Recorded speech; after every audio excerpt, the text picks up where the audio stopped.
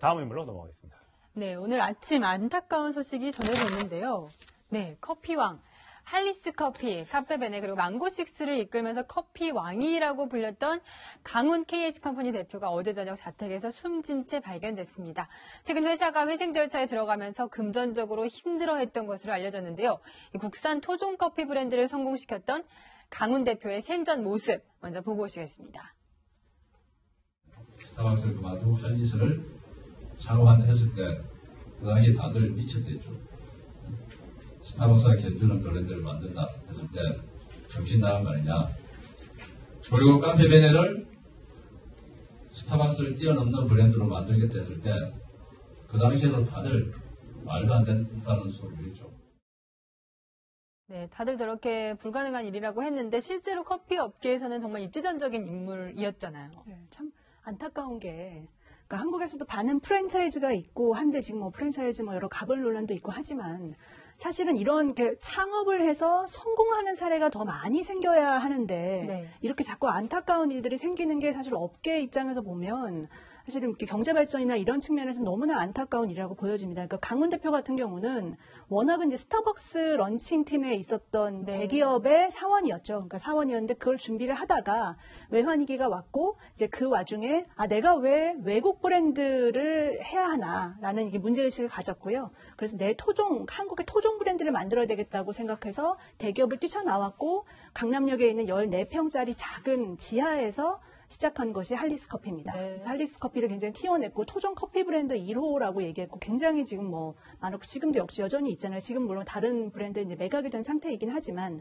그런 후에 또 할리스에서 나와서 또 카페 베네라는 또 새로운 커피 프랜차이즈를 시작을 해서 이게 뉴욕 맨하탄에도 진출을 했었어요. 예. 굉장히 컸었고 저도 한번 본 적이 있는데 뉴욕에서 그래서 그런 정도로 굉장히 성공을 했다가 최근 들어서 갑자기 사업이 어려워졌고 이런 와중에 극단적인 선택이 된 것으로 보입니다. 네, 네. 커피왕이었는데 주스 사업까지 이제 손을 댔다고 합니다. 그래서 주스 브랜드를 만들었는데 그때는 어떤 생각이었는지 그때 당시에 육성도 한번 들어보시겠습니다.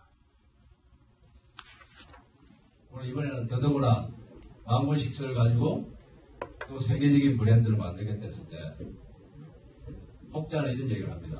2번 성공했는데 세 번째 성공하겠냐. 저는 이제 그렇게 얘기를 하죠. 2번 했는데 세 번째는 더 쉽지 않겠냐.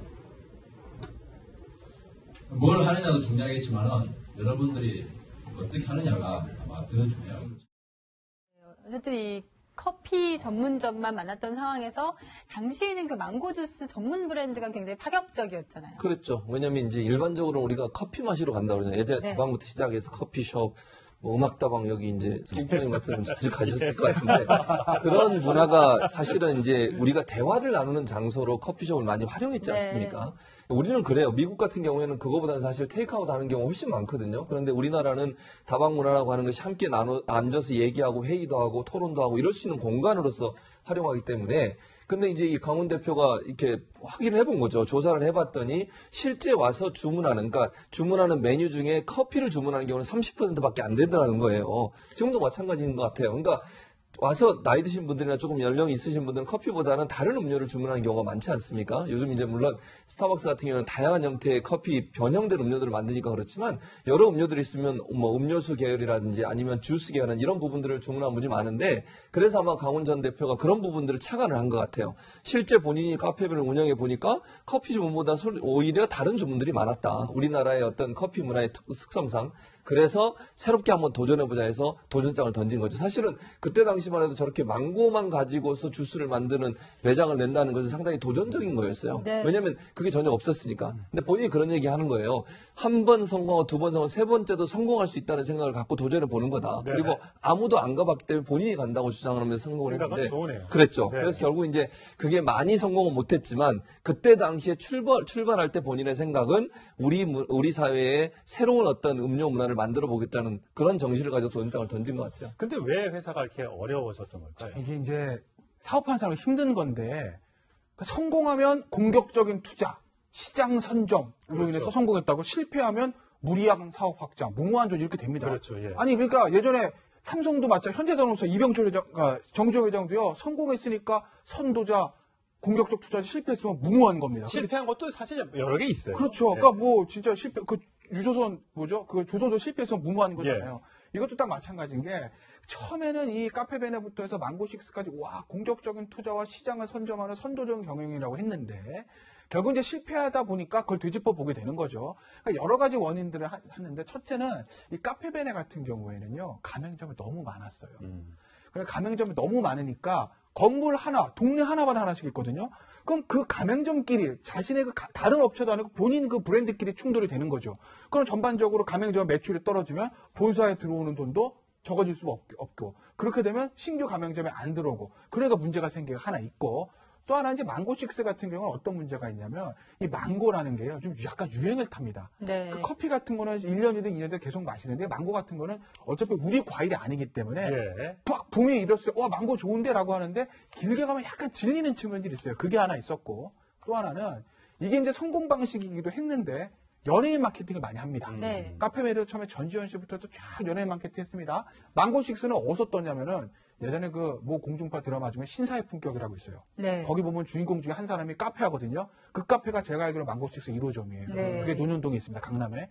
그거 하면서 그 드라마를 통해서 연예인 마케팅에서 붐을 쫙 일으키거든요. 그게 붐업을 일으키는 게 좋은데 길게 끌고 가기에는 마케팅 비용이 많이 너무 많이 들고 들군요. 네. 음료가 예. 좀 질리기 때문에 그래서 아마 성장의 정체가 있었을 거예요. 안타까운 거죠. 네. 어쨌든 망고식스가 이 런칭 당시엔 굉장히 성공적이었는데 그래서 강 대표가 성공기를 다룬 책을 직접 내기도 했었습니다. 당시 영상 보고 오시겠습니다. 연 매출 1,000억 원대 커피 브랜드를 버리고 저자 강훈 대표가 망고식스를 선택한 이유. 나는 어떻게 1등 프랜차이즈를 만드는가? 따라하지 말고 선점하라. 네, 저렇게 이제 잘 나가고 책도 쓰고 프랜차이즈 업계에 마이다스의 손으로 불렸던 사람이 현재로서는 정확하게 이게 자살인지 부분은 저희가 말씀을 드리지 않겠습니다. 현재 숨진 채 자택에서 발견된 것만 저희가 취재가 됐는데 뭐 유서 한 장 남기지 않은 걸로 봐서는 아직까지 정확한 사인은 알 수가 없습니다만 아무래도 이제 집에 살고 있는데 집에서 발견됐기 때문에 이웃 주민이 이런 걸 좀 낌새를 눈치를 챘던 것 같습니다. 한번 저희가 아침에 취재를 했는데 한번 들어보시겠습니다. 어제 로고에 있던 여성분이 대상 공부하면서 어떻게 묻히는 소리 들었거든요. 오가면서 막내가 계셨나요? 아니면 좀 본 적이 있으신가요? 아니, 한 번도 못 뵀어요. 한 번도 못 뵀고. 네, 근데 어떤 점이 좀 힘들었을까 좀 봤더니 이분이 혼자만 사업을 하는 게 아니라 굉장히 많은 가맹점이 있잖아요. 그래도 협력업체도 있기 때문에 이런 부분에 대해서 이제 금액이 지불이 안 되고 또 임직원들의 이 임금도 밀리고 그냥 여러 가지로 힘들었던 것 같아요. 그렇죠. 그러니까 사실 이제 경제가 운영이 어려워지다 보면 이제 도미노처럼 사실 문제가 되는 거 아니겠습니까? 예를 들면 하청업체나 아니면 납품받는 업체에 돈을 못 주게 되는 것이고 임금도 못 주게 체불이 되는 것이고 그렇게 되면 또 운영하는 데도 어려움이 겪고 그래서 대략 한 70억 정도 가까운 돈에 이제 여러 가지로 이제 체납이 됐다 이렇게 표현할 수 있을 것 같은데 그것이 이제 가장 큰 원인일 것 같아요. 지금 물론 다른 조사도 해봐야겠지만 실제적으로 이분이 지인과 통화한 내용도 보면 경제적 어려운 부분들을 호소했던 부분이 또 있거든요. 그래서 아마 강훈 씨가 그런 경제적인 어려움, 압박, 자금의 압박 이런 부분들이 이제 버티다 못 버티게 되니까 결국은 극단적인 선택을 한 게 아닌가 하는 생각이 듭니다. 지금 서울 이제 법원에 회생 절차 신청을 했다고 하잖아요. 이 회생 절차라는 건 어떤 겁니까? 쉽게 말했으면 법정 관리라고 보시면 예전식으로 하면 이제 예전식으로 하면 법정 관리가 이제 기업 회생으로 이제 바뀐 거죠. 파산은 아니고요. 그러니까 뭐냐면 이 운영권은 법원한테 가는 거고 그러니까 법원에서 모든 채권 채무가 일단 동결되고 법원의 감독하에 돈이 다 나가는 겁니다. 그렇게 하다가 신청을 냈다. 저거 제가 잘못 말씀드렸습니다. 신청을 지금 낸 거는요. 아직 회생이 결정이 안 나는 것이거든요. 저걸 이제 파산을 시켜서 빚잔치를 그렇죠. 할지 살려줄지. 그렇죠. 그러니까 기업 회생 신청을 했으면 법원에서 딱 보고 이거 어떡하지? 그럼 우리가 살려가지고 회생에 들어가서 우리가 감독하에 채권 채무 동결하고 하나씩 갚으면서 기업을 살릴까? 아니면 이것을 파산시킬까? 결정하는 겁니다. 그런데 아마 글쎄요. 저게 이제 자살이라고 하면 그러면 기업 회생 신청을 했지만 아마 본인이 판단하기에는 우리는 파산으로 갈 것 같다라고 판단한 것 같아요. 왜냐하면 요즘 법원의 경향이 웬만해서 살릴 수 있으면은 회생으로 들어가서 법정까지 하고 예. 경영권을 기존의 경영진한테 주거든요. 아. 그래도 당신이 회사를 제일 잘하잖아. 대신 돈은 우리가 감독할게. 이렇게 갑니다. 예. 그러면 법정까지 갔으면 강훈 대표는 계속 회사를 경영하면서 법원의 감독하에 회사를 살릴 기회가 있는데 예. 극단적인 선택을 했다라는 거는 아마 본인이 판단하기에는 회생 신청을 했지만 회생 안 되고 아마 파산 결정에 나을 가능성이 네. 높다고 본인이 판단한 게 아닐까 싶습니다. 이게 아마 일종의 이것도 성공의 역설이에요. 그러니까 할리스 커피랑 카페베네에서 이제 성공을 시켰으니까 네. 아까 이제 얘기도 하지 않습니까? 2번이나 성공했는데 또 성공할 수 있느냐라는 물음에 대해서 2번 성공했으니까 3번째는 더 쉽지 않냐라고 난 얘기한다고 예. 했는데 그러니까 그 본인이 성공한 방식을 그대로 갖고 망고식스, 커피식스, 주스식스 이 3개 브랜드 아니겠습니까? 그걸 한 매장이 보니까 한 380개 이 정도 되는데 그 방법을 그대로 도입을 했는데 문제는 그때 성공할 당시와 지금은 또 상황이 다르다는 거예요. 요즘 보면 뭐 커피 전문점 이런 거 뭐 1,000원도 안 되는 커피 전문점 맞아요. 굉장히 많이 생겼죠. 네. 맞아요. 그러니까 시장의 환경 자체가 그때랑 바뀐 거예요. 근데 네. 그 방식을 그대로 가져갔고 그리고 이런 부분들은 계속해서 가맹점이 늘어나면 거기서 들어오는 가맹비 가지고 이게 유지가 됩니다. 근데 가맹점이 예를 들어서 본인 자금이 넉넉지 않은 상황에서 가맹점의 확장이 정지가 된다.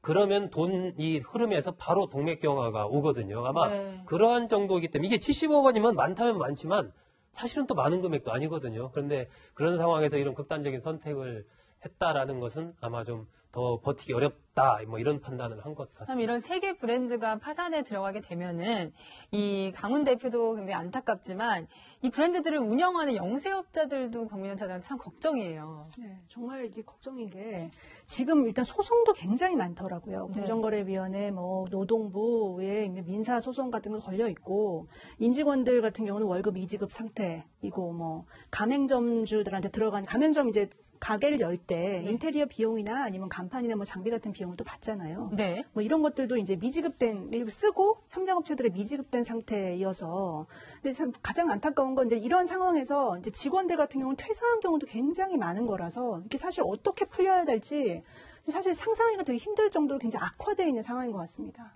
예, 좀 안타까운 일이 전해졌는데 또 애꿎은 가맹점주들의 피해가 없도록 그런 부분에선 세심한 배려가 필요해 보이겠습니다.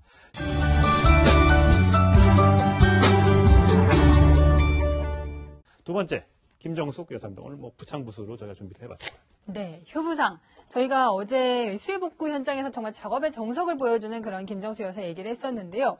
이 효자 효부상을 타게 됐다고 합니다. 바로 광주에서 했던 이 얘기 때문이라고 하는데요. 함께 들어보시겠습니다.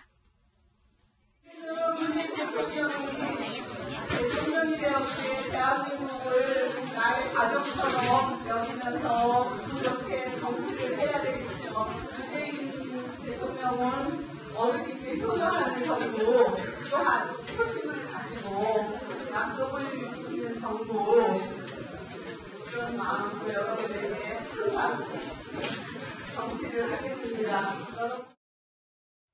네, 효자 효부상을 만들도록 하겠다라고 하니까 지금 이게 저게 5월 달에 있었던 발언인데 지금 7월에 저렇게 효부상이 만들어져서 광주에서 효부상을 타는 사람이 생겼습니다. 네. 진짜 상 하나 만들기 쉽네요. 뚝딱.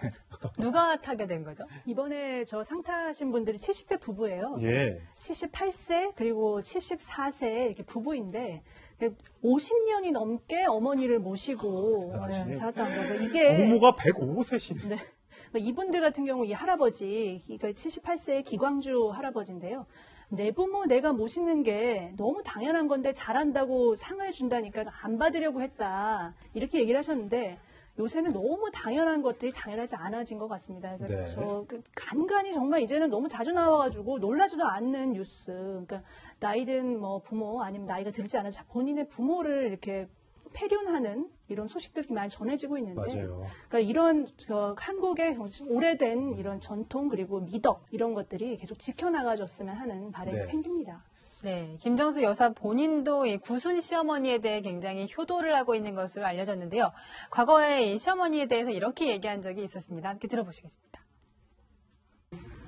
사실 저도 저희 어머니가 치매로 급격하게 지금 저희도 못 알아보는 이런 상태가 됐어요. 그래서 그것이 지켜보는 가족들이 너무 아프고 힘들어서 기억력이 좀 더 지속돼서 행복함을 느낄 수 있는 이런 것이 어떻게 진행되고 성공되어지는지 꼭 배우고 들어가서. 예, 저기서 김정숙 여사가 얘기했던 어머니가 치매로 하시는 거는 친정어머니를 얘기하시는 거예요? 예, 그렇습니다. 이번에 이제 미국 방미 일정 중에 좀 전에 볼 수 없었던 일정 중에 하나가 김정숙 여사가 그쪽에 있는 치매 이제 노인 복지센터를 방문한 거거든요. 그래서 얼마 전에 이제 문 대통령이 이른바 치매 국가 책임제를 얘기하지 않았습니까? 치매는 개인의 문제가 아니고 이건 국가에서 책임져야 될 질병이다 이렇게 얘기하면서 굉장히 관심을 많이 가졌는데 그 배경에는 김정숙 여사의 어머니가 이제 굉장히 치매로 좀 고생하고 있는 그런 현실을 봐왔기 때문에 그 부분에 대해서 굉장히 강조를 했고 실제로 우리 어르신들 10명 중에 1명은 치매 환자라는 통계가 있습니다. 네. 그런 정도로 나와 있고 아마 김정숙 여사가 미국 방문길에 그 노인 복지센터를 방문한 것도 그런 부분에 대한 관심을 보여주는 한 장면이라고 생각합니다. 친정어머니는 치매를 앓고 계시고 시어머니는 구순이라고 하시네요. 그렇죠. 네. 근데 구순인데 이게 지난번 독일 방문할 때 시어머니를 언급한 적이 있어요. 네. 무슨 얘기냐면 독일에 방문해서 시어머니가 피난 나왔잖아요. 예. 아시는 것처럼 그 빅토리아호를 타고서 피난을 흥남철수대 피난을 났는데 그러다 보니 가족이 떨어져 살아요. 가족을 못 만나는 걸 보면서 독일에 가면 이게 동베를린과 서베를린의 경계 지역에 출입국 심사장을 방문한 적이 있었는데 그걸 얘기하면 이상 가족이 이렇게 좀 못 만나고 독일이나 서독처럼 통일이 돼서 잘 만났으면 좋겠는데 우리나라에 아직도 이렇게만 시어머니를 포함해서 많은 분이 이상 가족으로 있어서 안타깝다 하는 말을 해서 또 주위에 감동을 준 적이 있었습니다. 네, 효자효부상이 지정됐는데 오랫동안 좋은 훌륭한 분들이 상을 좀 받았으면 좋겠습니다. 자, 네 분 말씀 여기까지 듣겠습니다. 고맙습니다.